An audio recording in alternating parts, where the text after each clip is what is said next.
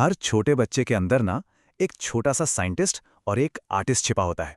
पर सवाल यह है कि उनकी इस प्रतिभा को निखारा कैसे जाए। आज हम एक ऐसे ही कॉन्सेप्ट पर बात करने वाले हैं जिसे वंडर रूम कहते हैं।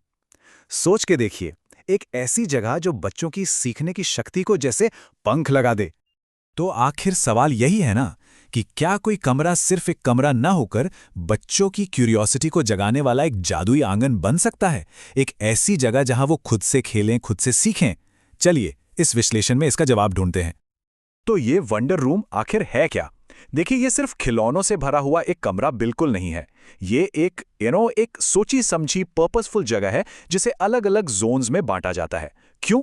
ताकि बच्चों की क्रिएटिविटी, उनका फोकस और अपने आप चीजें एक्सप्लोर करने की आदत को बढ़ावा मिल सके। ओके, तो वंडर रूम सुनने में तो बड़ा मजेदार लगता है, पर इसका जादू काम कैसे करता है? इसका राज छिपा है लर्निंग जोन्स में।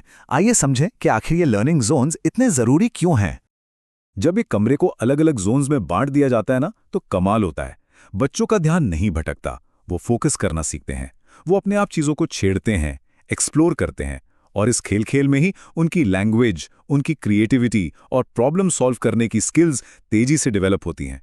चलिए शुरुआत करते हैं सबसे पहले और सबसे क्रिएटिव जोन से, the art and mark making zone. इसे आप वंडर रूम का दिल भी कह सकते हैं। यहाँ बच्चे रंगों और अलग अलग शेप्स के जरिए अपनी इमेजिनेशन को कागज पर उतारते हैं और उनकी फाइन मोटर स्किल्स भी बेहतर होती हैं। और मज़ेदार बात यह है कि ये आर्ट जोन बच्चों की उम्र के साथ साथ ग्रो करता है। जैसे नर्सरी के बच्चे जहां सिर्फ आड़ी तिरछी लकीरें बनाते हैं, रंगों से खेलते हैं, वहीं एलकेजी में वो शेप्स बनाना सीखते हैं, और यूकेजी तक आते आते वो प्रॉपर थीम बेस्ड आर्टवर्क करने लगते हैं। इस जोन को सेटअप करना बिल्कुल मुश्किल नहीं है, बस कुछ चीज़ों का ध्यान रखना है। सारा मटेरियल बच्चों की हाइट पर हो, जहां नेचुरल लाइट आती हो, सर्फेसेस ऐसी हों जिन्हें आराम से साफ किया जा सके, और हाँ, क्रेयॉन्स, वॉशेबल पेंट्स, पेपर और थोड़ी सी क्ले या प्लेडो जैसी जरूरी चीजें हमेशा होनी चाहिए। ओके, तो क्रिएटिविटी तो हो गई। अब उस क्रिएटिविटी को जमीन पर कैसे उतारें? उसके लिए है हमारा दूसरा जोन, स्टेम और कंस्ट्रक्शन जोन। ये प्रॉब्लम सॉल्विंग की दुनिया है, जहां बच्चे कैसे और क्यों जैसे सवालों के जवाब खुद ढूंढते हैं। इस जोन में भी उम्र के हिसाब से प्रोग्रेस साफ दिखता है। नर्सरी के बच्चे बस ब्लॉक्स को एक के ऊपर एक रखने से शुरुआत करते हैं।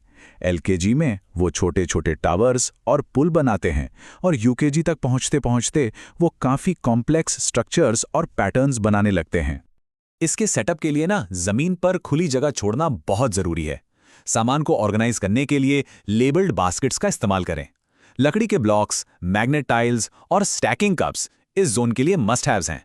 और थोड़ा एक्स्ट्रा मैजिक ऐड करने के लिए पाइन कोन्स या पत्थर जैसी चीजें भी रखी जा सकती हैं। अच्छा, हम हमेशा दिमाग की बात करते हैं, पर सीखने में तो हमारी पांचों सेंसेस काम करती है ना? बस यही काम है हमारे तीसरे जोन का, सेंसरी एक्सप्लोरेशन जोन। ये एक शांत कोना है जो बच्चों को काम भी करता है और क्रिएटिवली एंगेज भी। यहां वो चीजों को छूकर, सुनकर और महसूस करके अपनी दुनिया को समझते हैं। यहाँ नर्सरी के बच्चे बस अलग अलग चीजों को छूकर उनके टेक्सचर को फील करते हैं। एलकेजी में वो रेत और पानी के साथ खेलते हैं, और यूकेजी में वो चीजों को उनके टेक्सचर के बेस पर अलग करना, एक जगह से दूसरी जगह ट्रांसफर करना और उन्हें कंपेयर करना सीखते हैं। यहाँ एक चीज का ध्यान रखना सबसे जरूरी है, सेफ्टी। बड़ी ट्रेस का इस्तेमाल करें ताकि चीजें बिखरे नहीं, और जो भी मटेरियल हो मेक श्योर वो नॉन टॉक्सिक और सेफ हो। सैंड, चावल, दालें या पत्तियों जैसी चीजों के साथ साथ स्कूप्स और फनल्स जैसे टूल्स भी रखें। अब आते हैं उस जोन पर जहां इमेजिनेशन की कोई सीमा नहीं होती, रोल प्ले जोन। यहां हर बच्चा एक सुपरस्टार है, एक कहानी का किरदार है। यहां उनकी कल्पना को असली पंख मिलते हैं और वो डॉक्टर, टीचर या शेफ बनकर दुनिया को समझते हैं, और इससे उनकी सोशल स्किल्स और लैंग्वेज डेवलप होती है। और ये देखना इतना इंटरेस्टिंग है कि कैसे उनका खेल बदलता है। नर्सरी में वो बस गुड़ियों को खाना खिलाने या प्रिटेंड कुकिंग करते हैं, एलकेजी में घर या दुकान का सेटअप बनाते हैं, और यूकेजी तक तो पूरे कॉम्प्लेक्स सिनेरियोज बनने लगते हैं, जैसे डॉक्टर, शेफ या टीचर। इसे सेटअप करना बहुत फन है। एक नरम से कारपेट डालकर स्पेस डिफाइन कर सकते हैं। जहां तक हो सके असली लेकिन सुरक्षित चीजों का इस्तेमाल करें। बच्चों की दिलचस्पी बनाए रखने के लिए हर महीने थीम बदलते रहना एक अच्छा आइडिया है। एक सिंपल किचन सेट, कुछ ड्रेसअप क्लोथ्स और पपेट्स शुरुआत के लिए काफी हैं।